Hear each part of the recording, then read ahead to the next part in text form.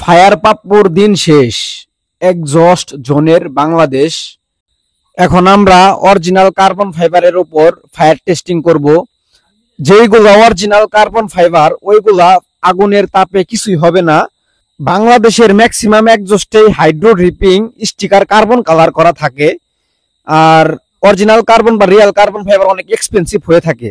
আপনারা আমার হাতে যে এক্সজস্টটা দেখতে পারতেছেন রিওবিন্সের জিপি কোর্সা ইবোর, আর এটা কিন্তু অরিজিনালটা না, এটা হচ্ছে একদম ফার্স্ট গ্রেডের কপিটা। কপি হলেও এটার বডিটা কিন্তু একদম জেনুইন কার্বন ফাইবারের।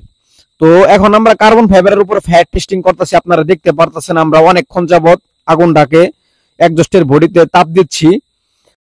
আমরা এটাই দেখবো যে এক্সজস্ট কোনো জায়গায় ফুটো হয় কিনা বা তাপে গলে যায় কিনা। তো দেখা যাচ্ছে যে এটার উপরে কার্বন পড়ছে, তো এটা কোনো সমস্যা নাই। আমরা এটা হাত দিয়ে পরিষ্কার করে দেখবো যে ফাইনালি কি হয়।